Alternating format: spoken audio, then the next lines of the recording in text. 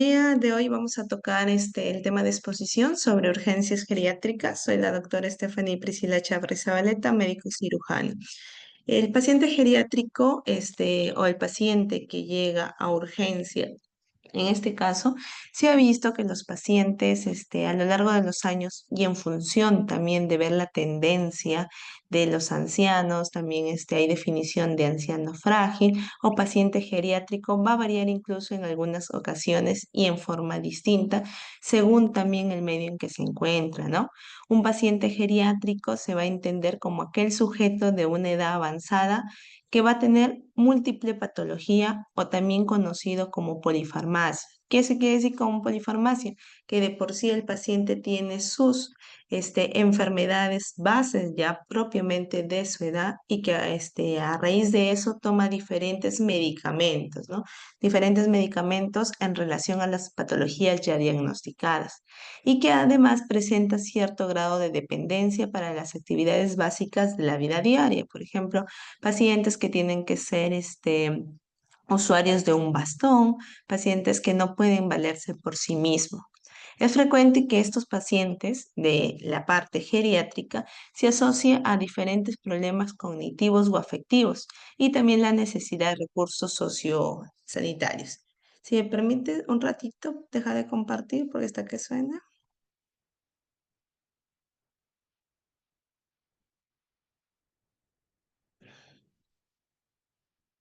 Listo.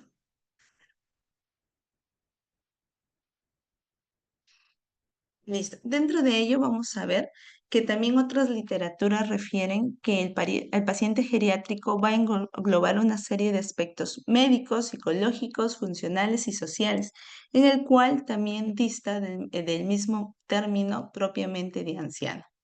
Por otra parte, otros autores van a definir a la parte de pacientes geriátricos como un anciano frágil, en donde vamos a ver que digamos, definición es aquel paciente de edad avanzada que presenta una serie de cambios en consecuencia de lo que es la parte propia de su edad, de su envejecimiento, en los diferentes órganos y sistemas, lo cual me va a llevar a otorgar una pérdida en la reserva fisiológica, propiamente de lo que es de su edad.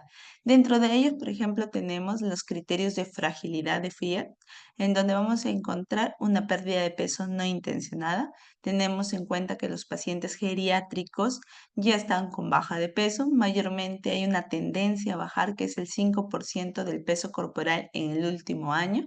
El paciente ya en etapa geriátrica, en etapa de ancianos, presentan una debilidad muscular. Dentro de ello, cada vez se va a ir perdiendo el 20% de lo que es la capacidad de movilidad de cada paciente, ¿no? Asimismo, vamos a encontrar que hay baja resistencia y hay un mayor cansancio, lentitud en la marcha. Mientras a más edad y más patologías tiene el paciente, en esta etapa de anciano o geriátrico, va a haber una disminución de la velocidad a nivel de lo que es la marcha y nivel bajo de actividad física. Ya la persona de alta edad, mayormente para en casa, para estar sentado o ya no realiza actividades que lo puedan tener en movimiento, ¿no? Dentro de ello vamos a tener que el paciente geriátrico va a tener propio de su edad un envejecimiento, en donde esto me va a llevar a que haya una disminución, como hemos visto, de la fuerza muscular, la capacidad aeróbica propiamente de su metabolismo, también va a haber una disminución.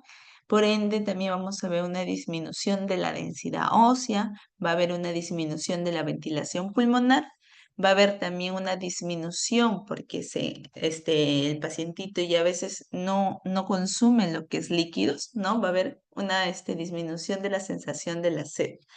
También va a haber la sensibilidad esfinteriana, ¿no? El paciente va a perder esta sensibilidad y a veces puede terminar con incontinencias. Va a haber una mayor inestabilidad vasomotora y una fragilidad cutánea, a lo cual todo esto y las patologías que puede tener propio ya el paciente me va a llevar que aumente lo que es la tasa de hospitalización, reposo en cama e inmovilización. Por ejemplo, ¿no? A veces pacientitos que que están en casita, ya no hacen muchos, digamos, actividades en el día, paran en postraditos, ¿no? Otros pacientes de que hacen sus actividades a la velocidad que pueden hacerlo según su edad y pueden presentar algún síntoma, síncope, algún desmayo, ¿no? Dentro de ello alguna caída, por ende estas caídas me pueden llevar a múltiples fracturas. También personas que empiezan a presentar delirio, ¿no? Alteración del estado de la conciencia, donde vamos a tener también personas que ya dejan de comer o que su alimentación ya no es como una persona joven, entonces van a entrar en cuadros de malnutrición. Dentro de ellos, personas que utilizan sonda nasogástrica para sus alimentaciones porque no tienen dentadura o son postrados crónicos, donde aquí vamos a llevar que el paciente puede tener restricciones hídricas, restricciones de algún tipo de alimentación y por ende de nutrientes. También pacientes de que vemos si es que están postrados en cama tienen mayor riesgo de hacer úlcera por presión y por lo tanto a veces este tipo de patologías de las úlceras de las heriditas se infecta y me va a llevar que el paciente también pueda desarrollar otras infecciones agudas en relación a estas heridas, ¿no? Asimismo, como hemos estado viendo, el paciente al tener una disminución de la sensibilidad esfinteriana puede presentar incontinencia, en este caso funcional, que es lo que conlleva que sea portador ya de sondas vesicales y esto también me va a llevar a que el paciente sea candidato a diferentes infecciones urinarias que pueda tener si es que no se tiene una buena higiene, una buena adecuado de cambio de sondas Foley. Todo esto unido más los factores de riesgo que también puede tener el paciente, me va a llevar a que aumente el deterioro funcional propiamente de él y por lo tanto también a un episodio de que se pueda dar la muerte si es que el paciente se llega a complicar. El anciano suele hacer un uso adecuado de las urgencias, reporta la literatura, ¿no? Inclusive hay estudios que dicen si cuando comparamos las visitas a urgencia en los grupos de edad de mayores o menores de 65 años, se evidencia que el paciente anciano tiene mayor probabilidad de sufrir un problema de gravedad, ¿no? Son más frecuentes de este rango de edad hacia adelante, o sea, mayores de 65 años, los que visitan el primer nivel de atención o los hospitales de manera urgente. Dentro de ello va a haber diferentes patologías para las cuales llegan, pero mayormente son por problemas digestivos, respiratorios, musculoesqueléticos, ¿no? Dentro de ello hay un estudio que incluyó a 50.000 atenciones urgentes en un hospital en España, en donde se evidenció cuáles son los motivos de ingreso por urgencia de la población anciana, ¿no? Se ve que era malestar general, disnea, dolor abdominal, problemas de extremidades, dolor torácico y los problemas urinarios, que eran los mayores, digamos, motivos de ingreso de los pacientes a emergencia. Dentro de ello también hay mayor mortalidad en los ancianos que tengan problemas de fondo como de corazón, de cáncer, enfermedades cerebrovasculares y las enfermedades crónicas ya del aparato respiratorio. Dentro de ello, por ejemplo, también hay que tener en cuenta que los pacientitos geriátricos o de edad avanzada tienen una mayor frecuencia del consumo de fármacos. Dentro de ellos, por ejemplo, ¿no? Muchos de ellos ya tienen su polifarmacia porque son hipertensos, son diabéticos, tienen ya dentro de su rutina diaria tomar más de 5 pastillas, ¿no? Por diferentes patologías. Entonces, todo esto es importante conocer el momento que el paciente llega a urgencias, ¿no? Urgencias geriátricas, llamado o enfocado desde ese punto, para poder entender qué patologías tiene el paciente o qué patología puede desarrollar estando en urgencias. Dentro de ello también es muy importante reconocer que los pacientitos adultos mayores pueden tener una mayor susceptibilidad de desarrollar reacciones adversas a los medicamentos. Dentro de ello, por ejemplo, se ha descrito que la población anciana son responsables del 10% de las visitas a urgencias que pueden presentar una reacción adversa por medicamentosa y mayormente esto se debe por las demencias que pueden presentar o alteración de la mente los pacientes y que a veces no se acuerdan si han tomado la pastilla o han tomado doble dosis, a veces que hayan tomado otro tipo de medicamentos. Dentro de lo que es la parte ya evaluación que vamos a entrar y finalmente las patologías más comunes que llegan a urgencia en esta parte de la edad de los adultos mayores, de los ancianos, vamos a tener que dentro de ello la valoración médica urgente es a menudo breve y dirigido al motivo de consulta. No se puede perder mucho tiempo en tratar de, por ejemplo, hacer toda una anamnesis en ese momento de la urgencia, ¿no? Dentro de ello, la valoración del paciente geriátrico tiene que ser unidimensional, centrada en el episodio médico por el cual está viniendo el paciente. Por lo tanto, la formación geriátrica del personal de urgencia es limitada. Hay que tener en consideración de que esto es el tercer punto que se menciona es bastante preocupante. ¿Por qué? Porque vemos de que no hay actualmente una buena cantidad de personal, tanto médico como de enfermería, como de técnico, que solamente se dedique a los pacientes geriátricos, ¿no? Por ejemplo, la especialidad médica como de geriatría no es muy conocida en el país. Asimismo, por ejemplo, en la parte de enfermería, tienen unas subespecialidades para poder tener en cuidados críticos, ¿no? De adultos mayores.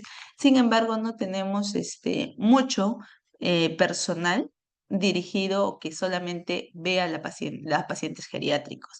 Y en los nosocomios o centros de salud que hay a nivel nacional, se trabaja lo que son niños, adultos, jóvenes, adultos mayores de la misma forma. No tenemos un área solamente especializada para el paciente geriátrico, ¿no? Sería muy bueno porque ya el enfoque sería muy diferente. Esperemos que para más adelante esto se pueda cambiar en nuestro país y tengamos solamente una urgencia geriátrica, en donde esté formado de especialistas geriátricos, tanto la parte médica como la parte de enfermería, ¿no?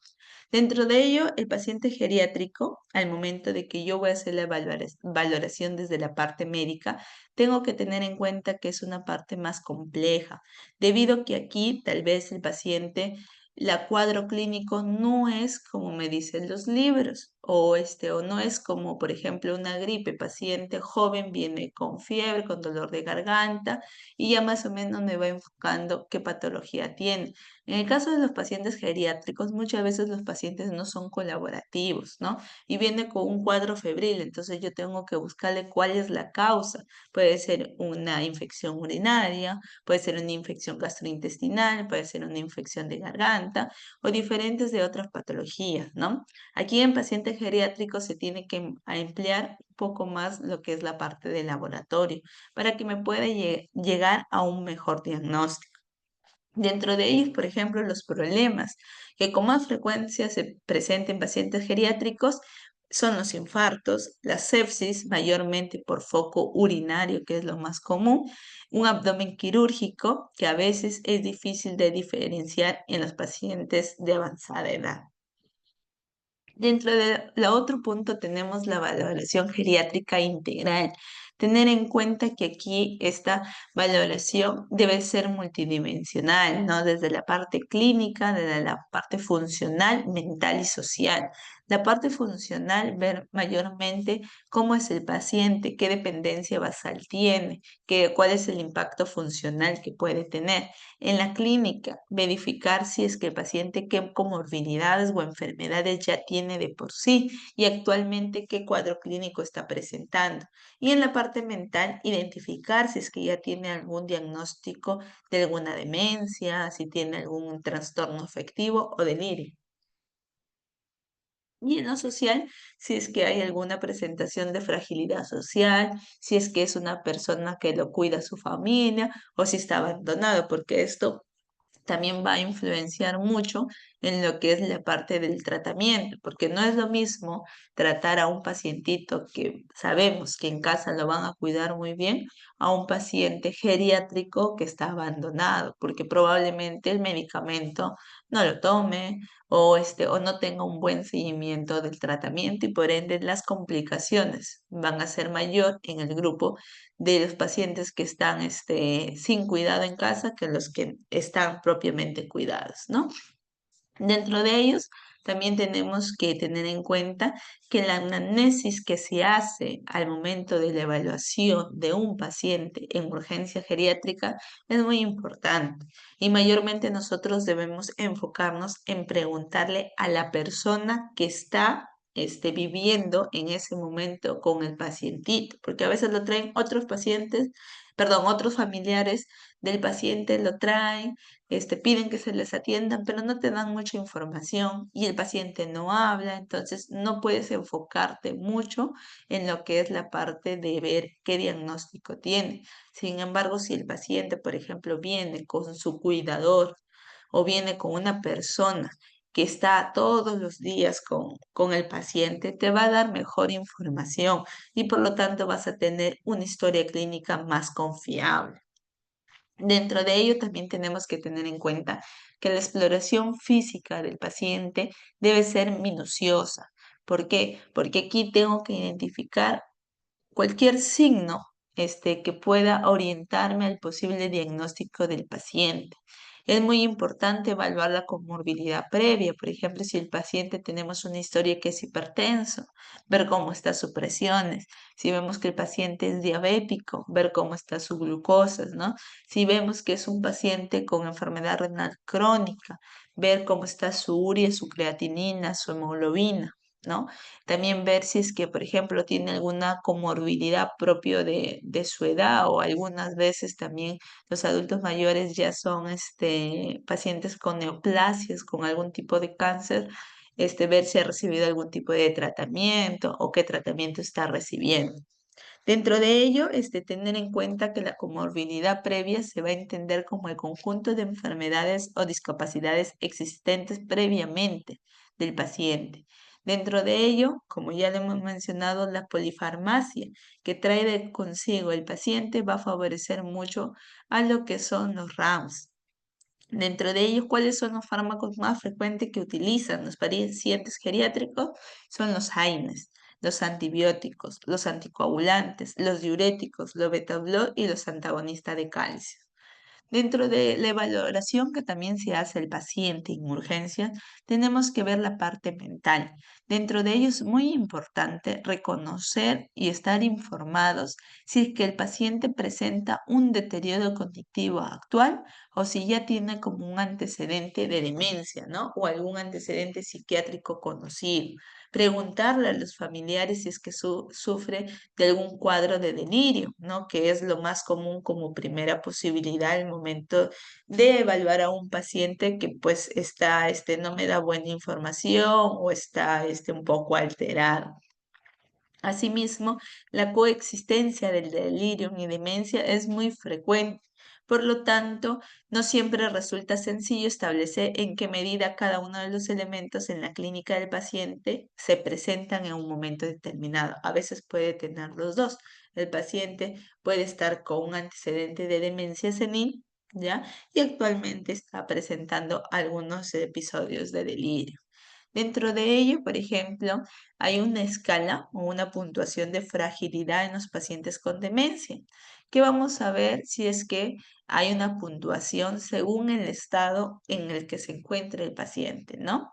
Si el paciente tiene un antecedente de demencia, pero está muy en forma, está fuerte, está activo, está enérgico, está motivado, tiene un puntaje de 1. Si vemos que el paciente no tiene síntomas de enfermedades activas, pero está menos en forma que la categoría 1, entonces yo considero que el paciente está en forma. Si vemos que el paciente tiene problemas médicos, pero está controlado, yo pongo un estadio 3, que es el paciente en buen estado. Si vemos que este paciente adulto mayor no tiene personas que no son dependientes para las actividades de la vida diaria, pero a menudo los síntomas que puede tener limitan algunas actividades, entonces el paciente se encuentra vulnerable y me da un puntaje de 4. Si la persona a menudo tiene un lentecimiento más evidente y necesita ayudas, por ejemplo, para transportarse, para hacer alguna labores doméstica, requiere algún tipo de esfuerzo, entonces el paciente ya está en una clasificación de fragilidad leve y me da un puntaje de 5.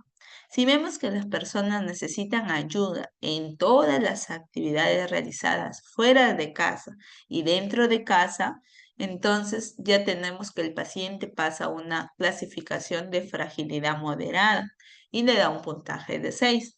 Si las personas completamente dependen para el cuidado personal, tanto en la parte física como cognitiva, entonces nos da lo que es un puntaje de 7 con una clasificación de fragilidad grave. Si las personas totalmente dependen este, de otro cuidador y ya hay riesgo de que en cualquier momento fallezca y que no se va a recuperar ni de una enfermedad leve, entonces es una clasificación fragilidad muy grave y me da un puntaje de 8. Y ya cuando el paciente está llegando a la etapa final de su vida, tenemos que se cataloga como un enfermo terminal y se da un puntaje de 9. Dentro de ello es la puntuación, me va a ayudar a que todo paciente con demencia se considera un paciente frágil y el grado de fragilidad corresponde con el grado de demencia. Si hablamos de una demencia leve, tenemos fragilidad leve con puntaje de 5. Si hablamos de una demencia moderada, ya estamos hablando de una fragilidad moderada con los pacientes que están con puntaje 6 y de demencia grave de 7 hacia arriba. Dentro de ello también tenemos de que hay síndromes geriátricos por lo cual el paciente llega a urgencias. Por ejemplo, como inestabilidad, incontinencia, infecciones, tenemos algunas inmunodeficiencias, vamos a tener alteraciones en vistas y oídos, estreñimiento, que es lo muy común, depresión e insomnio, que el paciente no pueda conciliar el sueño, que no quiera comer, que tenga alguna inestabilidad o caídas, ¿no? Que es lo más común en esta etapa de la vida. Ya entrando a las urgencias en sí, por lo cual el paciente geriátrico o en este caso el paciente anciano llega a lo que es urgencia, tenemos las emergencias hipertensivas. Dentro de ello, por ejemplo, pacientitos que llegan con presiones o crisis ya hipertensivas, ¿no? En valores altos, de por sí ya son con antecedentes de hipertensión donde tenemos que la hipertensión en la presión sistólica es por encima de 140 y en la presión diastólica más de 90, ¿no? Pacientitos que a veces llegan con 200, 180 sobre 110, ¿no? Dentro de la emergencia hipertensiva, mayormente estos pacientitos que llegan con presiones altas, hay un daño de órgano blanco, mayormente llegan inconscientes o llegan desorientados, ¿no? Tener en consideración que estos pacientes, adultos mayores, que de por sí ya tienen mayor riesgo de complicarse, sumado a eso, a una emergencia hipertensiva, son potencialmente mortales. Por lo tanto, la intervención debe ser inmediata y meticulosa para poder yo reducir lo que es la presión, considerando que no se baja de golpe lo que son los valores de la presión arterial. Lo ideal es ir bajando el 20% en las primeras horas y luego ya mantenerlo en un valor considerable hasta que el paciente pueda estar consciente porque también hay que valorar el daño de órgano que pueda presentar. Dentro de ellos, por ejemplo, pacientitos que pueden llegar con alteraciones de la visión, cefaleas, tinnitus, dolores torácicos, disnea, mareos u otros déficits neurológicos, ¿no? Mayormente en los pacientitos de la parte geriátrica, los pacientes ancianos, pueden llegar con signos neurológicos focales, pueden haber alteración de pulso O a veces, por ejemplo, emergencias llegan con este trastorno de conciencia. Mencionan que lo encontraron en casa, tirado en el piso, o paciente que, por ejemplo, vive solo y que no despierta, no tienen más datos de qué pudo haber pasado. De base y de mide es la presión, una presión de 200/100, ¿no? Dentro de ello, el mayor tipo de daño de órgano que puede presentar en pacientes en emergencia hipertensiva, a la cabeza tenemos lo que es el infarto cerebral, seguido de un edema agudo de pulmón, ¿no? También otras hemorragias intracraneales, suradanoideas, encefalopatías hipertensivas, que esto es, por ejemplo, una de las causas por la cual el paciente llega mayormente a urgencias. Dentro de ellos, ¿cómo se tiene que hacer el manejo en estos pacientitos, no? Lo primero, identificar cuál es el órgano o los órganos afectados que van a requerir otras intervenciones para lo que es la disminución de la presión arterial. Dentro de ello vamos a tener también que esto tiene que ser una vigilancia continua. Si es posible, se debería recibir antihipertensivos intravenosos. Sin embargo, eso no lo tenemos en nuestro medio para todos los puestos de salud ni centros de salud. Sin embargo, se pueden manejar con lo que hay al alcance para poder resolver esta emergencia hipertensiva, ¿no? Como les mencionaba, la meta general del tratamiento es ir disminuyendo lo que es la presión arterial media en 10 al 15% y no pasar más del 25% dentro de la primera hora, ya que esto me puede llevar al que el paciente se pueda complicar. Dentro de los medicamentos intravenosos que se pueden utilizar o también los tratamientos orales, tenemos a los inhibidores de los YECA, los ARA2, los beta bloqueantes, ¿no? Que son muy eficaces para poder controlar a los pacientes con crisis hipertensiva. Por ejemplo, el nitroprusiato sódico, la nitroglicerina, son muy buenos para este tipo de crisis de urgencias o emergencias hipertensivas, ¿no? Hay que tener en cuenta que hay que definir bien cuándo es una urgencia, cuándo es una emergencia. Si nosotros nos enfocamos en lo que es emergencia hipertensiva, el paciente va a presentar síntomas, va a haber una elevación aguda de la tensión arterial, va a haber daño de órgano, va a necesitar hospitalización. Muchas veces el paciente va a requerir el ingreso a unidad de cuidados intensivos, la UCI, va a necesitar medicamentos endovenosos, colocación de una línea arterial, disminución de lo que son las presiones arteriales, ¿no? Ahora, muy diferente que en una urgencia nada más, el paciente puede no presentar síntomas o son mínimos. La tensión arterial sí está aumentada, pero no hay daño de órgano. Y acá mayormente el tratamiento es con vía oral, como se está viendo, que puede ser la captopril, el nifedipino, el labetalol, que son medicamentos que me va a ayudar, pero en las urgencias hipertensivas. Dentro de ellos, ¿cuáles son o cuál es el riesgo inmediatamente mortal o potencial que puede tener el paciente?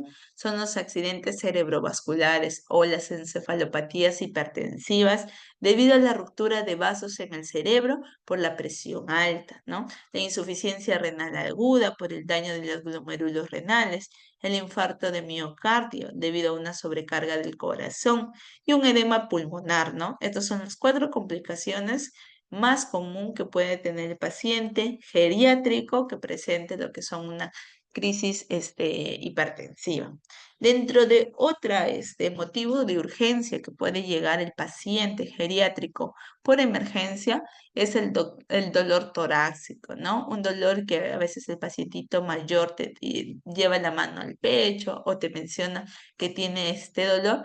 Puede presentarse en cualquier momento, ¿no? En la región anterior del tórax. Es la causa más frecuente de consulta en el departamento de urgencia, ¿no? Y mayormente cuando tenemos este tipo de dolor torácico, nuestra primera hipótesis diagnóstica en este tipo de pacientes adultos mayores o geriátricos es descartar un síndrome isquémico coronario agudo a la cabeza, lo que es un infarto de miocardio.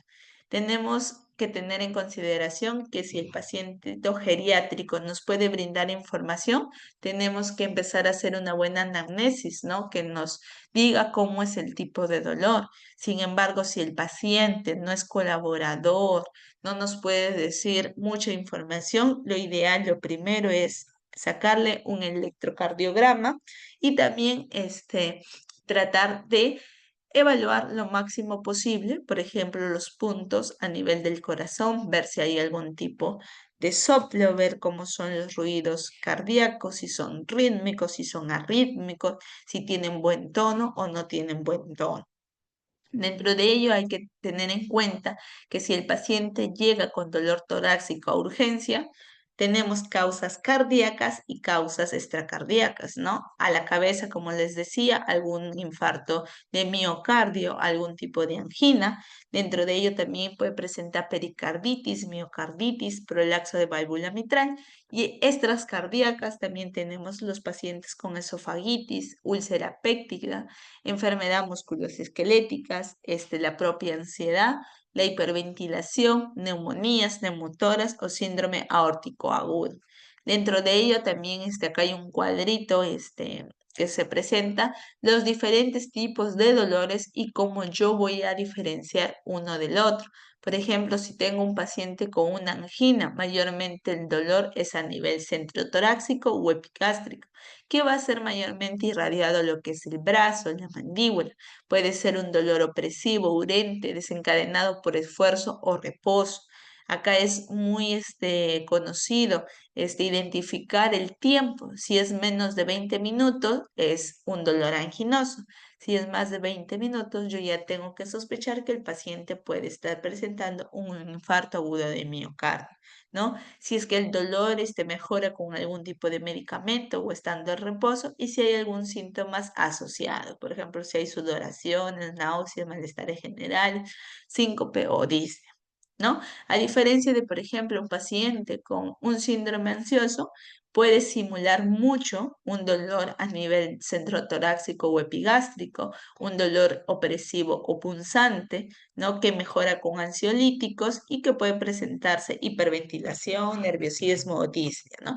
Esto es muy importante tener en cuenta que en los pacientes que estén lúcidos, que estén, que no tengan demencia senil, nos van a aportar este tipo de información. Sin embargo, en pacientes con demencia senil, en pacientes que están postrados por largo tiempo, pacientes que no ayudan a dar una buena información, tenemos que sospechar solamente con la poca información que tenemos, ¿no? A veces el pacientito mayorcito se lleva la mano a nivel del pecho, hay gestos de dolor, entonces yo tengo que pensar de un dolor torácico y descartar las posibles causas, ¿no?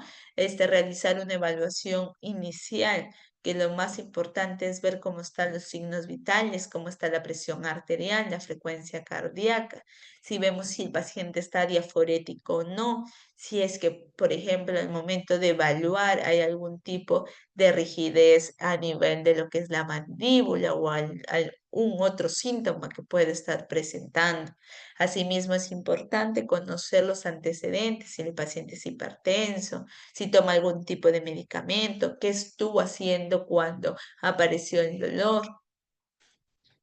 Dentro de ello, por ejemplo, si el paciente llega a lo que es la emergencia, ¿no? Con sospecha de un dolor torácico, hablando de un paciente geriátrico, tenemos que hacer una exploración adecuada del paciente, una buena anamnesis, tanto al familiar, si es que me puede brindar la información, o al propio paciente.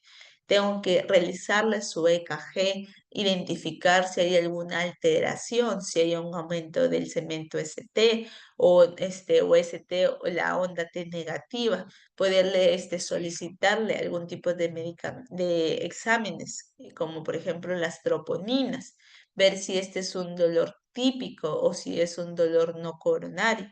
Poder solicitarle algún tipo de exámenes de imágenes también, si es que vemos de que el paciente hay alteraciones en electrocardiogramas, ¿no?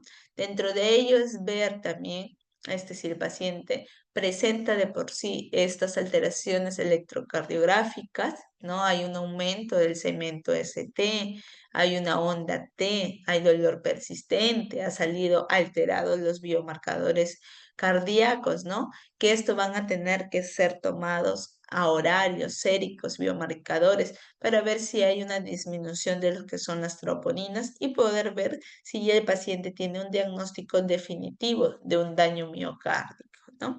Dentro de ello, lo que me va a ayudar a yo poder diagnosticar o sospechar en una primera instancia de un infarto agudo de miocardio es la clínica, ¿no? Las alteraciones electrocardiográficas, por ejemplo, los cambios isquémicos, las apariciones de las ondas Q patológicas, las elevaciones de los segmentos ST. Dentro de ello, por ejemplo, es muy importante que los pacientes que presentan dolor torácico sean atendidos inmediatamente. Si estamos en algunos hospitales, estos pacientes pueden pasar directo a trauma shock porque tenemos que poder evaluarlo inmediatamente, con rapidez, tratar de sacar los exámenes necesariamente que tenga el paciente a la mano y también lo más rápido posible. A la cabeza, todo paciente que pueda sospechar de un infarto agudo de miocardio, solicitarle lo que es su EKG. En el adulto mayor, también su EKG, ¿no? Dentro de ello, tener conocimiento que el infarto agudo de miocardio es conocido como un ataque al corazón, que es la necrosis, es decir, muerte del tejido miocárdico, causado por una interrupción súbita y prolongada del flujo sanguíneo coronario por causa de una obstrucción total o parcial de la arteria coronaria, ¿no? Dentro de ellos hay que tener consideración que hay una clasificación de infarto agudo de miocardio. Por ejemplo, en el tipo 1 tenemos alima espontáneo, que mayormente es por la ruptura, ulceración o fisura o erosión de la placa aterosclerótica. Tener en consideración que las pacientes adultos mayores presentan con mayor tendencia estas placas a nivel de las arterias, ¿no? Al romperse esa placa, vamos a tener la producción de un trombo intraluminal a nivel de las arterias coronarias, lo que me va a llevar a que haya una disminución del flujo sanguíneo a nivel miocárdico y por ende una embolia distal, ¿no? Por lo tanto, al ver este tipo de mecanismo, me va a llevar a una necrosis de los miocitos. Otro tipo de clasificación tenemos el tipo 2, mayormente que es secundario a un desequilibrio isquémico. Y el tipo 3 vamos a tener el infarto de miocardio que produce la muerte cuando no se dispone de biomarcadores. Mayormente acá son síntomas sugestivos de isquemia o nuevos cambios isquémicos en el electrocardiograma que se puede sacar, ¿no? Tenemos el tipo 4 que se subdivide en tipo 4A, 4B. En el 4A, que es el infarto de miocardio relacionado con la intervención coronaria percutánea. Dentro de ello, el paciente puede presentar síntomas sugerentes de isquemia miocárdica, nuevos cambios isquémicos en el electrocardiograma, hallazgos angiográficos consistentes con una complicación de algún procedimiento que está teniendo el paciente. Y dentro de lo que es el tipo 4B es mayormente relacionado con la trombosis del stem. Y en el tipo 5 es cuando el paciente presenta un infarto de miocardio relacionado con cirugías de revascularización coronaria, ¿no? Dentro de ello, como les explicaba, el infarto agudo de miocardio es el desencadenante principal, la presencia de una placa aterosclerótica que me va a llevar a que esto haga un trombo, luego un émbolo, por lo tanto se va a activar todo lo que es el proceso inflamatorio, las plaquetas circundantes, va a haber una mayor adhesión y agregación plaquetaria, lo cual se organiza todo en trombo, como les mencionaba, y llegan a ocluir lo que son las arterias principales, en este caso las arterias coronarias. Por lo tanto, va a haber una disminución del flujo sanguíneo y a nivel de las células del corazón, que son los miocitos, va a haber una muerte celular. Dentro de ello, vamos a tener que esta muerte celular de las células del miocardio va a ser por la prolongada isquemia ¿no? Mayormente se tarda 20 minutos o menos en producirse la muerte celular. La necrosis completa de las células miocárdicas requiere por lo menos de 2 a 4 horas, dependiendo si el paciente presenta circulación colateral en la zona de isquemia o si hay una oclusión persistente de lo que son las arterias principales del corazón, ¿no? Por ejemplo, acá tenemos una imagen, mayormente es cuando ya hay una oclusión por un coágulo, parte de lo que es un trombo, ¿no? De la placa aterosclerótica a nivel de las arterias, no hay un buen flujo sanguíneo y por lo tanto el músculo del corazón se puede llegar a infartar. ¿Cuáles son los factores de riesgo? La edad mayor de 65 años, es decir, pacientes geriátricos, el sexo masculino, antecedente de hipertensión arterial, dislipidemia, diabetes mellitus, consumo de tabaco, también haber tenido un infarto de miocardio previo o tener patologías de insuficiencia cardíaca, ¿no? ¿Cuál es el cuadro clínico por literatura? Un dolor torácico con una duración de 20 minutos a más, irradiación del dolor del cuello, la mandíbula, el brazo. Puede también presentar dolores a nivel de epigastrio o interescapular, una historia previa de enfermedad coronaria. El dolor puede ser no intenso y en pacientes ancianos, diabéticos, posoperados o críticos son frecuentemente otras presentaciones, los que les decía, ¿no? Como fatiga, disnea, mareos o síncopes. Muchas veces, presentan este tipo de sintomatología y uno pasa por alto y no sospechamos que en el paciente adulto mayor o en los pacientes ancianos el presentar cansancio, dificultad respiratoria también se puede asociar con un infarto agudo de miocardio. Dentro de ello también vamos a tener pacientes pueden presentar hipotensión, bradicardia o también el otro extremo, hipertensión o taquicardia. El diagnóstico es rápido, lo más que tenemos a la mano es el electrocardiograma que me va a permitir identificar si hay alguna alteración de algún segmento AST, si va a estar elevado o no elevado, si hay ondas T, ¿no? Si hay ondas Q patológicas, asimismo exámenes de laboratorio como troponinas, que me va a ayudar a identificar si el paciente está infartado o no a nivel electrocardiográfico, como están visualizando en las imágenes. Mayormente hay en los pacientes con infarto agudo de miocardio con elevación de ST, propiamente la elevación ST. Una disminución de lo que es la onda R y la aparición de la onda Q. Asimismo, todos los cambios en los pacientes no son inmediatamente. Por eso es que en los pacientes con infarto agudo de miocardio se deja electrocardiogramas horarios. Al inicio, por ejemplo, puede evidenciarse la elevación de ST. Después de 1 o 2 días puede ver una inversión de la onda T y Q profunda. Después de los días puede haber una normalización del segmento ST o una inversión de la onda T. Y después de semanas, ya solamente, como vemos, es muy diferente a lo que se presenta en horas, ya no hay la elevación de ST, pero sí hay una persistencia de lo que es la onda Q, lo que son las troponinas, ¿no? Tenemos la troponina T y la troponina I. Ambos son altamente específicos, pero tener en consideración los tiempos de aparición. La troponina T, yo puedo sacarle o salir patológico dentro de las 3 a 4 horas, ya empieza a salir positivo. El tiempo de vida es hasta los 10 a 14 días. En cambio, la troponina I, a partir del cuarto al séptimo día puede salir positivo. Después de esto ya se puede negativizar. Por ende, lo recomendable es siempre solicitar al paciente la troponina T. El CMK MB, tenemos que es menos específico, el tiempo de vida solamente es de 24 a 36 horas que nos pueda dar positividad. Luego ya se negativiza. Y la mioglobina, que es más agudo, no es tan específico, que se dan dentro de lo que es 12 a 24 horas, ¿no?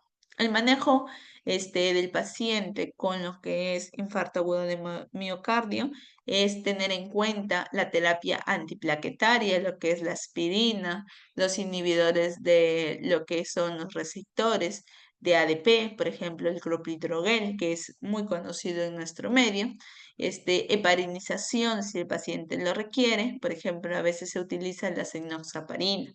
En otros, digamos, instancia, en otras ciudades grandes como Lima, que tienen todo a la mano, tienen especialistas, tienen exámenes que me permiten visualizar a nivel de qué arteria está el daño, ¿no? Puedo utilizar yo ya fibrinolíticos con el alteplase, que es lo más común. Dentro de ellos también hay que tener en cuenta que para que yo haga una fibrinolisis exitosa en mi paciente, el paciente no tiene que haber tenido un ictus isquémico en los últimos 6 meses porque está contraindicado. La terapia antiplaquetaria sin terapia de reperfusión, ¿no? Pacientes que de por sí van a tomar su aspirina, su clopidogrel, si es que ya es un diagnóstico de un infarto agudo de miocardio, a veces esto lo toman de por vida, ¿no? Terapia anticoagulante, como la enoxaparina. Complicaciones, por ejemplo, que pueden presentar el síndrome coronario agudo con la elevación del cemento ST, que es lo más común, es a las primeras horas, ¿no? Puede presentar otro infarto, que es lo más común que se puede esperar. También va a depender mucho que a nivel de qué cara está el infarto para ver qué tanto de riesgo tiene el paciente. También hay que diferenciar, como les mencionaba, en los adultos mayores, este infarto agudo de miocardio se puede presentar con disnea. Entonces tenemos que ver si esta disnea es de un origen cardiológico o no cardiológico. Si es cardiológico, ver los antecedentes personales de cardiopatía, ver si el paciente presenta algún signo de congestión venosa. Si es el electrocardiograma, se presenta con anormalidades. Si tenemos, por ejemplo, el ProNB, de valores elevados para ver cómo está ese corazoncito. Y vemos si es que esta disnea es de origen no cardiogénico o no cardiológico, mayormente no va a haber alteraciones del EKG, ¿no? Otra de las urgencias geriátricas son las taquicardias supraventriculares, que mayormente los pacientes llegan con taquicardias de más de 100 latidos por minuto, ¿no? Donde vemos que hay alteraciones de electrocardiogramas, como vemos en el segundo el EKG. Es muy importante, como le mencionaba, que a todo adulto mayor que llega por emergencia, sacarle su electrocardiograma. Dentro de ellos hay que tener en consideración que lo que más presenta el paciente adulto mayor son las palpitaciones, ¿no? Pueden presentar mareos, disnea y dolor torácico. ¿Cuál es el manejo? Mayormente es de un manejo urgente, según el estado hemodinámico del paciente. En algunos es necesario hasta la cardioversión eléctrica, que es el tratamiento de elección en los pacientes con inestabilidad hemodinámica. Por ejemplo, pacientitos que presentan alteración de sensorio, pobre relleno capilar o una hipotensión. A veces es recomendable ahí el manejo de estas taquicardias supraventriculares son lo que es la parte del masaje vagal, ¿no? Que es una maniobra rápida que en muchas oportunidades da bastante digamos, respuesta en los pacientitos que llegan a emergencia. Ahora, si a pesar de esto, el paciente no responde en emergencia, yo ya tendré que colocar, algunos bolos endovenosos del medicamento que me ayude a disminuir las frecuencias cardíacas alteradas de mi paciente. Por ejemplo, en la cabeza tenemos la adenosina, ¿no? Que este es un medicamento para tratar la mayoría de lo que son las taquicardias supraventriculares. Es eficaz para revertir lo que son las alteraciones de las frecuencias cardíacas. Se coloca rápido. Se coloca al paciente lo recomendable en una posición de Trendelenburg antes de administrar el fármaco. Se coloca un bolo inicial de 6 miligramos, ¿no? Que tiene que ser administrado de 1 a 3 segundos, seguido por un bolo de solución fisiológica. Luego de eso se puede repetir una segunda dosis de 12 miligramos en 1 a 2 minutos y una tercera dosis de 12 miligramos nuevamente de 1 a 2 minutos. Dentro de lo que es la miadorona, tenemos también que hay un fármaco que es muy importante para poder yo tratar lo que son las arritmias, ¿no? Dentro de eso sí hay que tener en consideración que estos pacientitos hay que tratarlos, digamos, con pinza, porque a veces el medicamento que es muy bueno para una patología me puede alterar otra patología de fondo que pueda tener en el paciente adulto mayor, ¿no?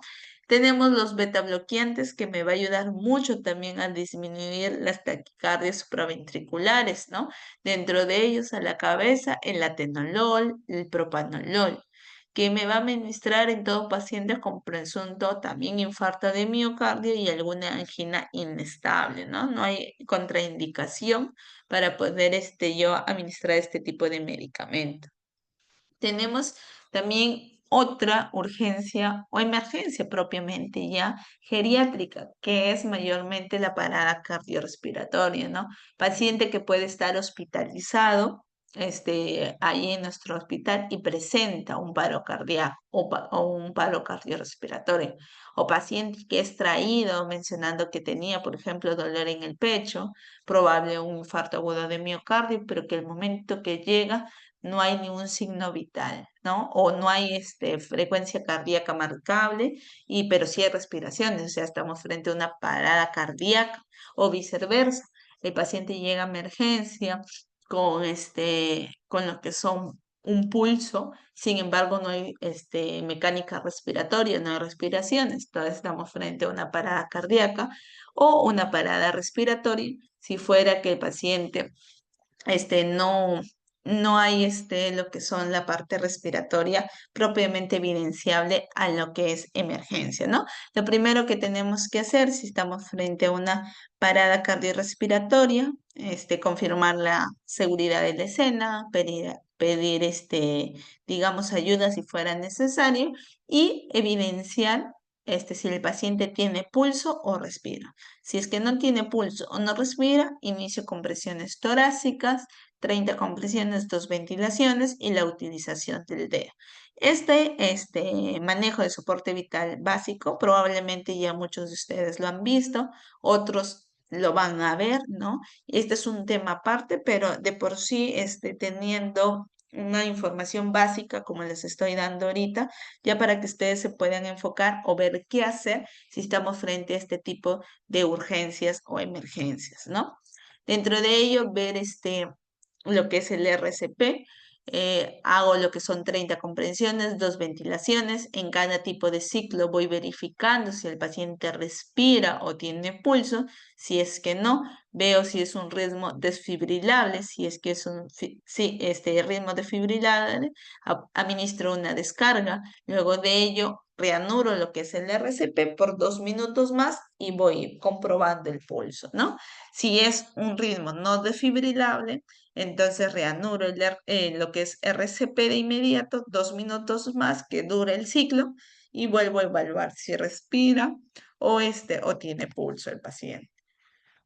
Ya si es que vemos que estamos en un hospital y tenemos los medicamentos, y tenemos personal especializado, ¿no? Que esté capacitado, entonces yo puedo dar un soporte vital cardiovascular avanzado, ¿no? Dentro de ello, inicio con el RCP, administro oxígeno, conecto un monitor desfibrilador, veo si el paciente estamos en una fibrilación ventricular o en una taquicardia ventricular sin pulso, ¿no? Inicio lo que son descargas eléctricas, luego de ello continúo 2 minutos de RCP, si es posible obtengo un absceso intraóseo, nuevamente evalúo si el ritmo es desfibrilable, si sí es, aplico otra descarga, vuelvo a continuar mis 2 minutos de RCP, voy a administrar ya lo que es la adrenalina cada 3 a 5 minutos. Vuelvo a evaluar a mi paciente si el ritmo es desfibrilable, vuelvo a aplicar otra descarga, continúo con mis 2 minutos de RCP, si es necesario administro lo que es amiadorona o lidocaína y también trato lo que son las causas reversibles si es que hubiera, ¿no? Si vemos que mi paciente entra en asistolia, yo puedo ya administrarle lo que es adrenalina. Seguido de ello, inmediatamente que va pasando la licenciada su adrenalina, yo inicio mis 2 minutos de RCP, ¿no? Sigo administrando mis adrenalinas de cada 3 a 5 minutos. Voy evidenciando, evaluando el paciente cada ciclo de 2 minutos de RCP. Veo si el ritmo es desfibrilable. Si no fuera desfibrilable, continúo mis 2 minutos de RCP, vuelvo a evaluar y sigue todo un ciclo hasta que el paciente me responda, ¿no? Dentro de ello hay que tener en cuenta que durante las maniobras de reanimación es importante que el personal identifique cuáles son las causas o cuál es la posible causa de que, por qué el paciente llegó a una parada cardiorrespiratoria. Ver si es que es por hipovolemia, si es por hipoxemia, por una acidosis, una hipopotasemia, una hiperpotasemia o una hiponatremia, ¿no? Si presenta neumotórax a tensión, si hay taponamiento cardíaco, si hay trombosis pulmonar o trombosis coronaria.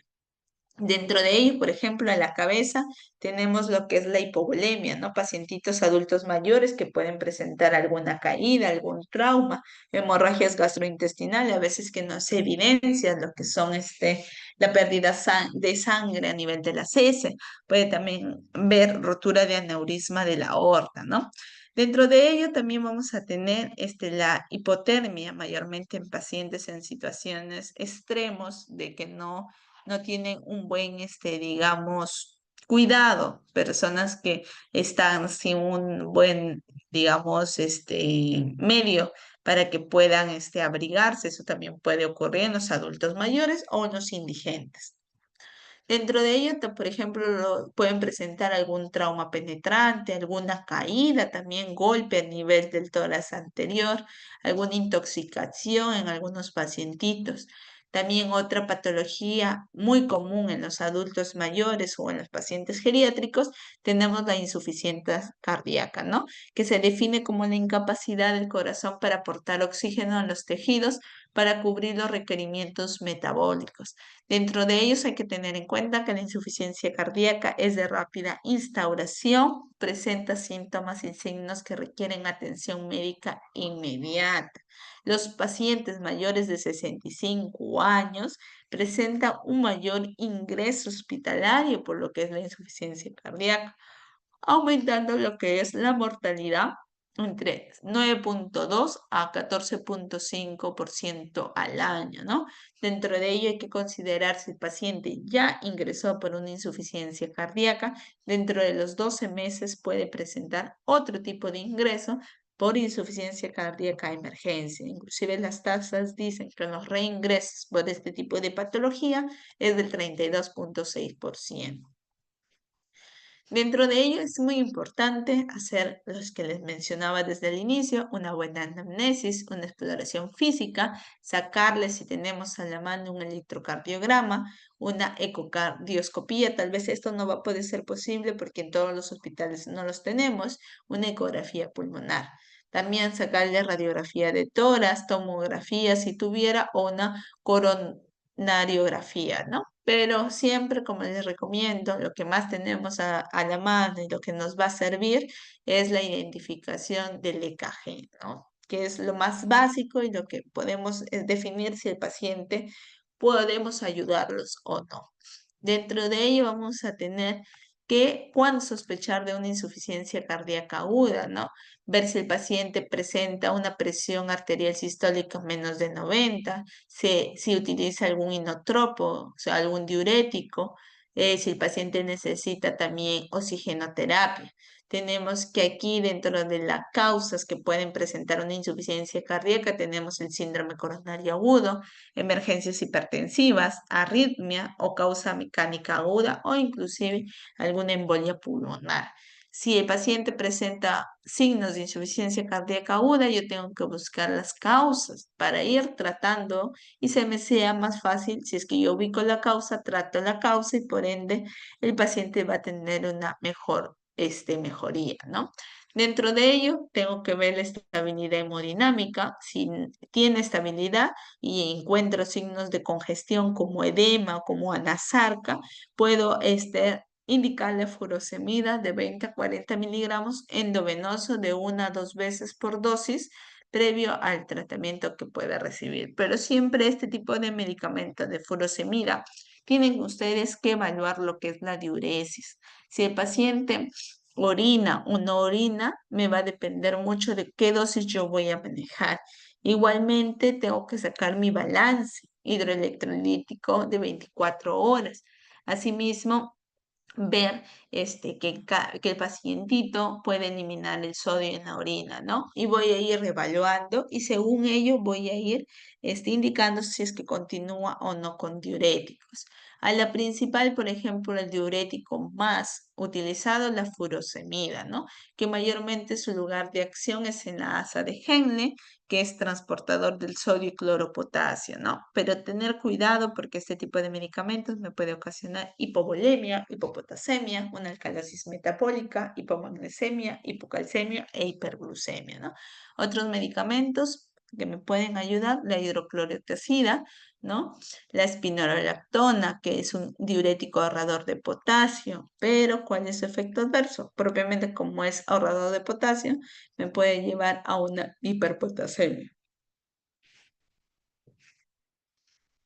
Luego de otra ingreso muy común de urgencias geriátricas, tenemos las respiraciones inadecuadas, ¿no? Que a veces el cuidador o algún familiar te dice, mi papá, mi mamá o el pacientito, el ancianito, estaba respirando bien, pero de la nada su frecuencia respiratoria está fuera de rangos normales, está taquineico, ellos te dicen respira muy rápido, ¿no? Se le hunden las costillas, a veces con ese término te lo dicen los familiares o la gente, ¿no? Entonces, nosotros, ¿qué tenemos que identificar si tenemos este tipo de pacientes en urgencia? La frecuencia. Si estamos en extremos de mayor de 20 respiraciones por minuto, si vemos que el ritmo como es, la profundidad, si es que también al momento de yo auscultarlo al paciente veo ausculto sonidos respiratorios si están disminuidos o ausentes, cómo es la expansión torácica, cómo es el esfuerzo, si utiliza uso de músculos respiratorios o no, músculos accesorios. También al momento de la evaluación, si encuentro una piel fría, cianótica y si el paciente está diaforético, ¿no? Tenemos una ventilación respiratoria en pacientes adultos, cuando el tórax se eleva y desciende, cuando hay una frecuencia respiratoria correcta, desde 14 hasta 20 y el pulso se normaliza. Pero vemos que la ventilación respiratoria es inadecuada cuando éste no se eleva ni desciende, cuando la frecuencia respiratoria está muy rápida o muy lenta y cuando el pulso no se normaliza, ¿no? Mayormente puede presentar dificultad respiratoria, como la necesidad de falta de aire, una disnea o una falla respiratoria completa, una apnea, ¿no?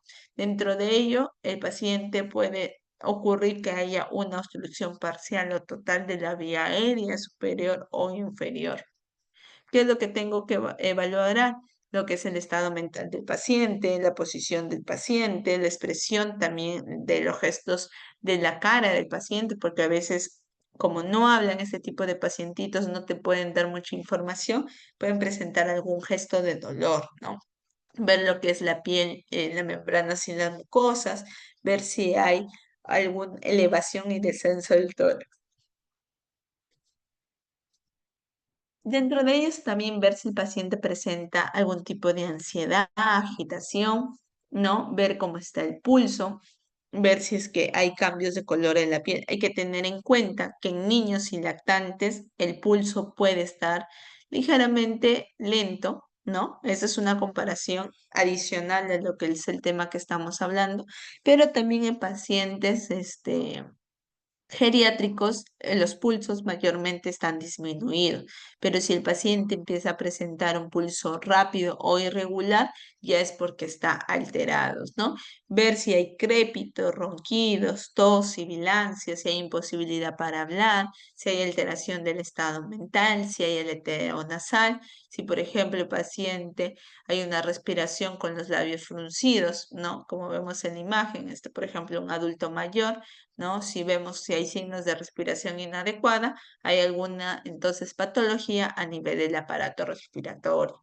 Por ejemplo, acá vemos lo que es el aleteo nasal cianosis de las mucosas, una opresión torácica, uso de musculatura accesoria, los tirajes, ¿no? También se puede ver los labios fruncidos en la exhalación. Se puede, si el paciente lo evaluamos, se puede presentar algún tipo de tos, algún tipo de sonido a la evaluación del aparato respiratorio, ¿no? Sibilancias, estertores, y también alguna alteración del estado, mental. Dentro de ello hay que ver si el paciente lo identificamos como una atención prehospitalaria o una, atención hospitalaria propiamente. Otra patología por la cual también llegan a veces los pacientitos a emergencia es cuando tienen respiraciones muy rápidas o profundas, ¿no? Están hiperventilando. Muchas veces esto se asocia a crisis de ansiedad o pánico, ¿no? Sin embargo, también hay momentos que se pueden asociar a otros tipos de lo que son patologías. Hay que ver si hay algún tipo de signos y síntomas que acompañan a este tipo de cuadro clínico que puede presentarse, ¿no? Otra patología común, que el cual llega a emergencia a los pacientes es por probable accidentes cerebrovasculares, ¿no? Que vamos a tener acá los isquémicos y los hemorrágicos. Mayormente se tiene que los isquémicos se dan en un 85% y un 15% los ictus o ACV hemorrágicos. Dentro de ello vamos a tener que esta es una urgencia neurológica, ¿no? El paciente, a veces, muchas veces te refiere el familiar, ¿no? Paciente que caminaba, que estaba en su casa, no sé, dirigiéndose al baño y de un momento a otro lo encuentran tirado en el piso, ¿no? Entonces, lo primero que tenemos que pensar en los pacientes geriátricos es de un ACV, ¿no? Luego de ello, ya durante la evaluación, descarta si es hemorrágico o isquémico. Dentro de lo que es el ictus hemorrágico es del 80 al 85%, mayormente es por causa de aterotrombótico o por causa de cardioembólico. Aterotrombótico mayormente cuando hay una enfermedad de la arteria, como aterosclerosis, en donde se va a cerrar el vaso y va a haber la formación de trombos, ¿no? ¿Cuáles son los factores de riesgo? Que el paciente tenga hipertensión arterial, diabetes, colesterol incrementado. Y cardioembólico es cuando esta placa de ateroma forma su trombo y sale, ¿no? El émbolo. Por lo tanto, el trombo se forma en las cavidades del corazón y cuando se suelta se forma un émbolo o coágulo que viaja a la sangre hasta llegar a alguna arteria del cerebro, ¿no? ¿Cuál es la causa más común? La fibrilación auricular. Dentro de lo que es el ACV hemorrágico, tenemos la ruptura de una arteria, ¿no? Esto se da dentro del 15%, o la ruptura de un aneurisma. Dependiendo qué arteria afecta, es el cuadro clínico del paciente. Por ejemplo, si es la alteración a nivel de lo que es la arteria cerebral anterior, el paciente va a presentar disminución de la actividad psicomotora y hemiparesia, ¿no? Si es arteria cerebral media, vamos a ver pérdida de la visión, dificultad del lenguaje y hemiparesia y en mi hipoestesia. Pero si vemos que es la arteria cerebral posterior, mayormente el paciente va a presentar lo que es la pérdida de visión o disartre. ¿Cuáles son los factores de riesgo? Vamos a tener factores de riesgo modificables y no modificables. No modificables, la edad avanzada, el sexo masculino, la raza y los antecedentes familiares. Los modificables, bueno, en caso de los pacientes ancianitos, no hay mucho más que modificar porque ya prácticamente están en una etapa de su vida donde ya pues probablemente no utilizan tabaco, ¿no? Pero sí podemos modificar la parte del estrés, que es un factor de riesgo, ¿no? Controlar sus patologías, tanto cardíacas como la diabetes o algún otro tipo de patología que puede influenciar a que el paciente pueda desarrollar su ACV. La medicación también tener cuidado, la alimentación que no sea muy rica en lo que es las grasas, ¿no? Dentro de lo que es el ACV hay una escala para yo poder evaluar rápidamente, que es la escala de Cincinnati, que me va a permitir ver si hay alguna desviación de la comisura labial, si hay debilidad de extremidades superiores, si hay alteración en el habla del paciente, ¿no? Hay otro que es el FAS, que me va a ayudar a reconocer fácilmente, ¿no? Si hay alguna alteración a nivel de los gestos de la cara, si vemos alguna debilidad de los miembros superiores e inferiores, si hay alguna alteración al hablar y el tiempo que aparecen los síntomas, ¿no? Por ejemplo, en los mayorcitos puede evidenciarse una brusca pérdida de fuerza o parálisis de un lado del cuerpo, ¿no? A sensibilidad o acortamiento, digamos, la pérdida de un lado del cuerpo de la cara. Puede presentar pérdida brusca de la visión en uno o en ambos ojos, dificultad para hablar, inestabilidad, incapacidad para caminar y dolores de cabeza, bueno, intensos. Tener en cuenta que afectan solo un lado del cuerpo y mayormente es contralateral, es decir, según la localización del cerebro, del accidente cerebrovascular, voy a ver mi lado lesionado. Hay una tablita acá que les dejo para que puedan ustedes revisar con más detalle cómo yo puedo identificar entre un ACV isquémico y hemorrágico desde la parte de los síntomas, ¿no? En el isquémico puede ser súbito, pero va a evolucionar en horas. A diferencia que el hemorrágico es un poco más súbito, el deterioro es más rápido y hay pérdida de conciencia inmediata. Y también el riesgo de muerte es bastante alto, a diferencia que el isquémico sí puede el paciente sobrevivir más, ¿no? Hay que tener en cuenta que la tomografía cerebral es la que me va a ayudar a definir qué tipo de lo que es ACV tengo, ¿no? Y a nivel de dónde está mi lesión. También si tenemos a la mano se puede solicitar una resonancia magnética, que este es un examen más sensible y específico. Tener en consideración que también a veces puede llegar el paciente a emergencia con su cuadro clínico y sospechamos de un ACV, le sacamos una tomografía y porque no vemos nada lo mandamos a casa. No, eso no puede ser posible, porque así como ven en las imágenes, según como vaya aumentando las horas, los cambios a nivel de imágenes, a nivel cerebral, va a haber cambios, porque va a generar un edema, va a haber alteraciones de la masa a nivel del cerebral, ¿no? Por ejemplo, en las primeras horas puede no evidenciarse nada, después a partir de las 9 horas podemos ver algunos cambios de edema, en días ya podemos saber algunas imágenes hipodensas y lo que es ya al mes podemos saber algunas secuelas, ¿no? Por ejemplo, acá vemos la diferencia entre un ACV hemorrágico y un isquémico. En el ACV hemorrágico vemos imagen hiperdensas, o sea que se pintan de blanco. Y a diferencia es que en el ACV isquémico vemos lesiones hipodensas que se pintan de negrito, ¿no? Dentro de ello también vamos a tener que hay una escala de valoración, que es la escala MIX, donde voy a evaluar el nivel de conciencia en el paciente, su mirada, el campo visual, la apariencia facial, la apariencia a nivel de brazo, a nivel de lo que es la pierna, la dismetría, la sensibilidad, el lenguaje, la forma de hablar y también ver lo que es si hay alteración a nivel visual, táctil, espacial o corporal, ¿no?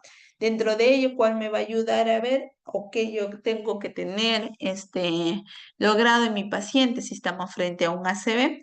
Lo que es los valores de la presión. Los valores de la presión, el valor objetivo es mantener por debajo de 180 sobre 100, ¿no? Tener medicamentos hipotensores endovenosos si son necesarios, obtener una temperatura óptima en valores de menos de 37.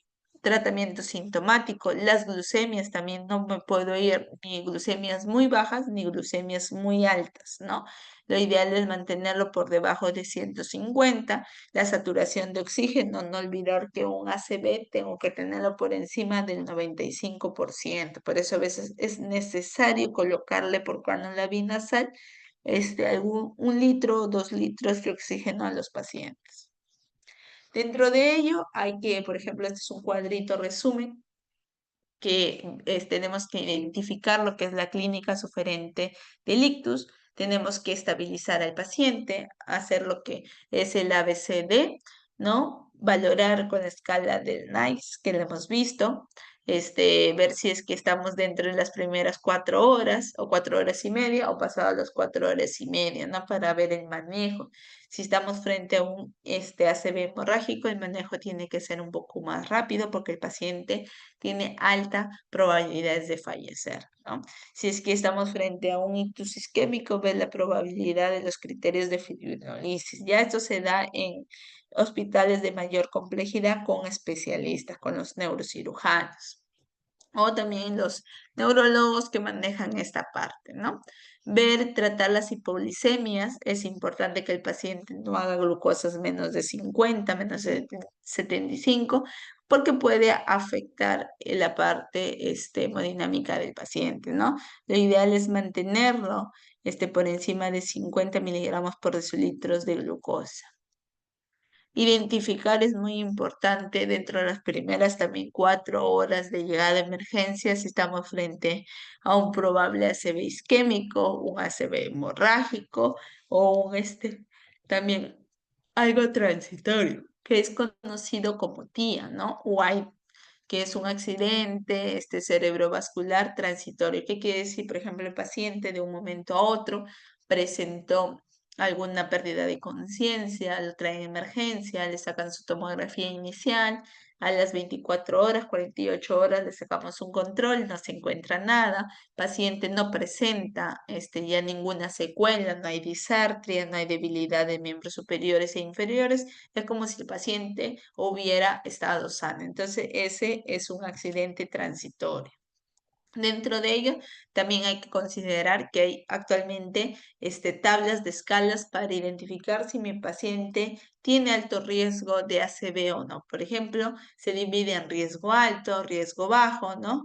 O riesgo que hay que tener preocupación. ¿Y qué vamos a evaluar? La presión arterial, la fibrilación auricular como antecedente, si es que consume o no tabaco, los valores del colesterol, si tiene diabetes o no, si realiza actividades físicas, el peso, si tiene familiares con ACV.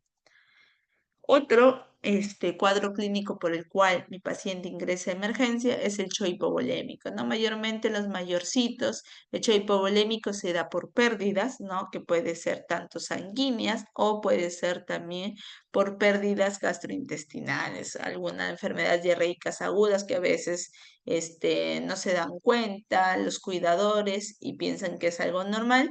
No hay reposición hidroelectrolítica adecuada por estas pérdidas y el paciente entra a un shock hipovolémico, ¿no? Tener en consideración que hay una triada mortal del shock hemorrágico si es que presenta el paciente, pues, ¿no? A veces politraumatizados o que los abuelitos se caen, ¿no? Y empiezan a sangrar internamente y no se dan cuenta los familiares. Puede tener hipotermia, acidosis metabólica y coagulopatías que me pueden llevar a la muerte, ¿no? Dentro de eso hay que clasificar el shock hemorrágico si estamos en grado 1, grado 2, grado 3, grado 4. ¿De qué me va a depender? De la pérdida de sangre, los valores de pulso, de la presión arterial, de lo que es la prueba de rellenado capilar y la diuresis. Eso es muy importante, sacar cuántos mililitros por hora, ¿no? Para yo poder sacar cuántos mililitros por hora orina mi pacientito, es muy importante sacar la fórmula de flujo urinario, que es el peso, digamos, es todo lo que se recolecta de orina a un determinado tiempo, si son 24 horas, cuánto es el valor, entre el peso, entre las horas en la cual yo tengo esa diuresis, ¿no? Y ahí me sale. Los valores normales es de 0,5 a un cc por kilogramo por minuto que tiene que presentar de diuresis el paciente. También me va a ayudar mucho el estado del estado mental, considerando que los pacientes adultos mayores pueden tener algún tipo de alteración como demencia, ¿no? Eso me puede diferir un poco al momento de yo clasificar. Mayormente, como les mencionaba, puede presentar piel fría, llenado capilar lentos, ¿no? Al menos es necesario identificar el tipo de hecho hipovolémico, si es por pérdidas gastrointestinales, si es por pérdidas sanguíneas. Si es por pérdida sanguínea, el tratamiento es la transfusión de paquetes globulares o plasma fresco, plasma fresco congelado si es que fuera necesario, y si es, por ejemplo, por pérdida gastrointestinal, lo que es la reposición hídrica. Otro también, shock cardiogénico, con lo cual puede ingresar el paciente de urgencia, paciente geriátrico, es cuando ya ha tenido un infarto agudo de miocardio y presenta alguna falla del corazón. Por lo tanto, disminuye el gasto cardíaco y disminuye lo que es el flujo sanguíneo, ¿no? El paciente puede presentar lo que es piel fría debido a lo que es la hipoperfusión y puede estar congestionado, puede presentar edema agudo de pulmón.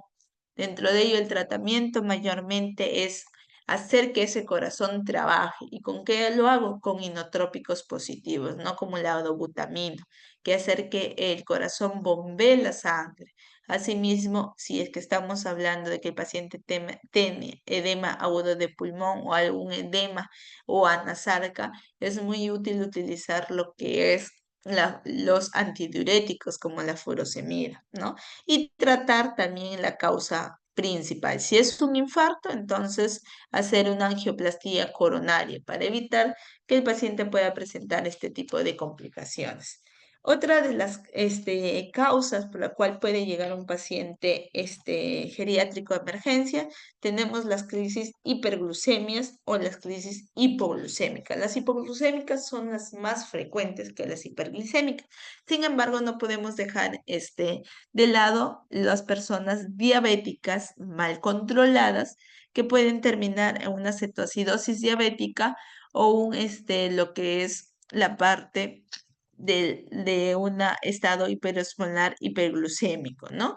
Identificar que cada uno de ellos tiene su fisiopatología aparte, mayormente la cetoacidosis diabética es porque hay un déficit absoluto de la insulina, lo que me va a llevar a la conducción de actividades de la lipasa sensible de hormonas y por ende una descomposición acelerada de los triglicéridos en ácidos grasos libres, ¿no? A diferencia que aquí en lo que es el estado hiperesmolar hiperglucémico, va a existir concentraciones de insulinas adecuadas para inhibir la cetogénesis, pero no lo suficientemente altas para poder yo asegurar una captación adecuada de glucosa celular, ¿no? Y mayormente acá va a haber una hiperglucemia más aumentada que en lo que es una cetoacidosis. El cuadro clínico principalmente es que el paciente pueda llegar con síntomas de hiperglucémica, como por ejemplo taquicardia, hipotensión, deshidratación, respiración de Kussmaul y un aliento cetónico, ¿no? La mayormente por la que ingresa el paciente por emergencia es por la deshidratación. También hay una escala para yo identificar si mi paciente qué riesgo y mortalidad tiene al momento del ingreso, ¿no? ¿Qué voy a evaluar? Si el paciente presenta taquicardia, hipotensión, si tiene anemia, si está en estado de coma, si tiene antecedente de cáncer, si hay algún tipo de infección. Según la guía del ADA 2025, ha hecho unas modificaciones en relación a las valores para yo poder identificar si estoy frente a una cetoacidosis diabética o un estado hiperglucémico hiperosmolar. Por ejemplo, una cetoacidosis diabética antes el punto de corte era 250. Actualmente estamos con un punto de corte de más de 200 miligramos por decilitros o historia de diabetes, a diferencia que un estado hiperglucémico hiperosmolar es mayor de 600. Cuerpos cetónicos en la cetoacidosis, como su propio nombre lo dice, están presentes. El pH en la cetoacidosis la vamos a encontrar menos de 7,3 y en el estado hiperglucémico mayor o igual de 7,3. El bicarbonato en la cetoacidosis va a estar menos de 18 y en el estado hiperosmolar más de 15. La osmolaridad sérica va a ser variable en la cetoacidosis, pero en el estado hiperglucémico hiperosmolar va a estar más de 300. La presencia de cetonuria o cetonemia vamos a tener que en la cetoacidosis diabética va a estar presente y en el estado hiperglucémico hiperosmolar va a estar lo que es negativo o mínimo. Los criterios, vamos a ver el cuadro clínico, ¿no? el paciente, si es que, digamos, como les mencionaba, está despierto o hay algún familiar que te pueda dar alguna información, puede decir que ha estado orinando mucho, ha estado con bastantes ganas de comer, ha habido pérdida de peso, ha habido vómitos, dolor abdominal.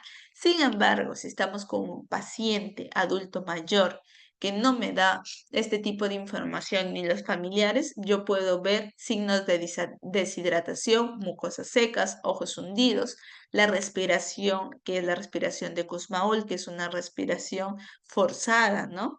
Dentro de ello también los exámenes de laboratorio que yo tengo que pedir es un AGA, lo que es examen de glucosa sérica, un examen de orina. El tratamiento mayormente es la optimización de volumen circulatorio, ver qué desequilibrio hidroelectrolítico tiene, la hiperosmolaridad, también reponer lo que son las pérdidas, ¿no? Tratar, sacarlo de este cuadro de deshidratación. El manejo mayormente es reanimación, la fluidoterapia y el manejo con insulina, ¿no? La insulina es la insulina regular, endovenoso, en bolo, en dosis de 0,1 unidad por kilogramo, seguido por una infusión continua.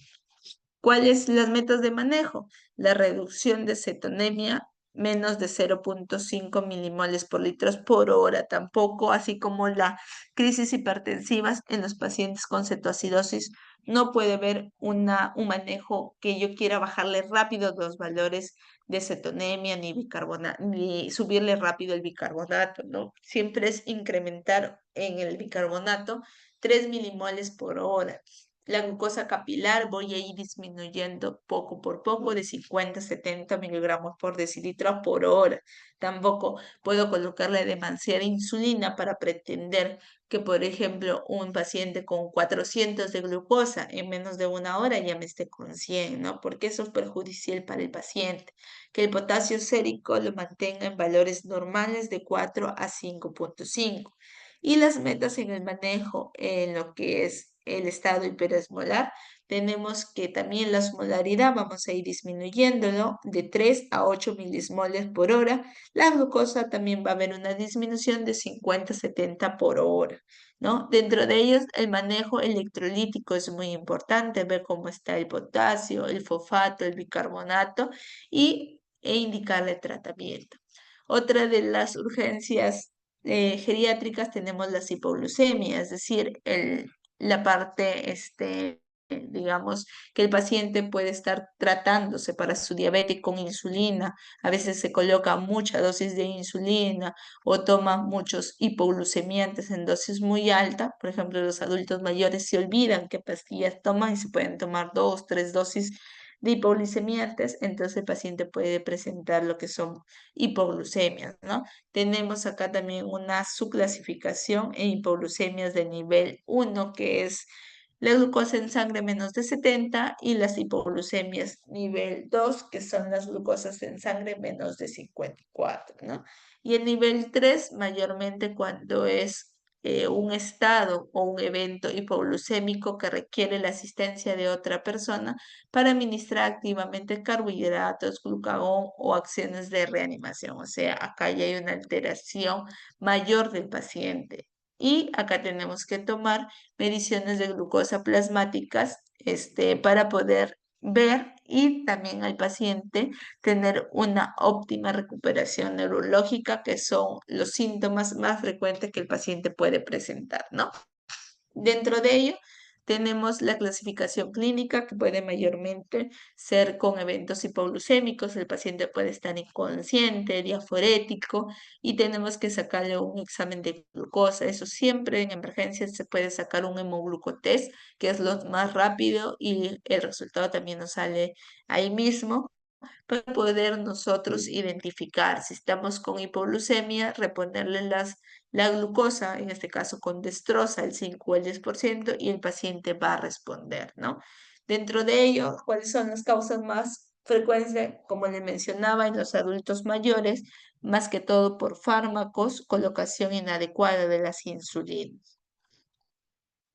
¿Qué cuadro clínico me va a presentar? Inestabilidad, falta de coordinación, somnolencias, debilidad, fatiga, nerviosismo, ansiedad, irritabilidad, sudoraciones, escalofríos, confusiones, delirio, inconsciente, hormigueo o entumecimiento. Esto va a depender mucho del estado basal del paciente, ¿no? Desde el inicio le mencioné que en los adultos mayores, pacientes geriátricos, los cuadros clínicos no son como tal, lo dice la literatura. A veces el paciente llega, digamos, con confusión del sensorio, trastorno sensorio, con tendencia al sueño. Puede ser desde una hipoglucemia, puede ser desde una sepsis, puede ser desde un shock séptico. Entonces, hay que no solamente pensar en una hipótesis diagnóstica cuando el pacientito llega así, sino tratar de ahondar más en posibles diagnósticos que puede tener, ¿no? En lo que es la hipoglucemia, tenemos la triada de Whipler, donde tenemos síntomas y signos compatibles con hipoglucemia, descenso glucémico evidenciado con lo que son los valores de la glucosa y desaparición de la sintomatología tras alcanzar la normalidad. Mayormente el tratamiento, si el paciente está todavía algo lúcido, es con alimentos ricos en glucosa. Pero si ya el paciente está soporoso, está inconsciente, está en coma, se tiene que colocar endovenoso destroza al 5% o 10%. En casos graves se puede administrar glucagon 1 miligramo por vía intramuscular o subcutáneas, ¿no?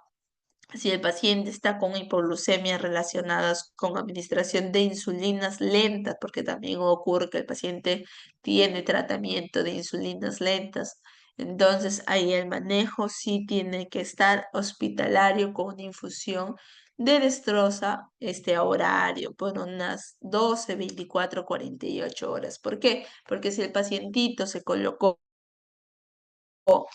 una lenta que dura 24 horas y llega a emergencia con una hipoglucemia, yo le coloco ampollitas de destroza el 33%, me responde muy bien, yo no lo puedo mandar a casa porque la duración que tiene la insulina de 24 horas va a hacer que en cualquier momento pueda volver a hacer sus hipoglucemias. Entonces yo tengo que colocarle su infusión de destroza para que así como vaya avanzando digamos, las horas en relación a la insulina colocada, también el paciente pueda no presentar otra crisis de hipoglucemia.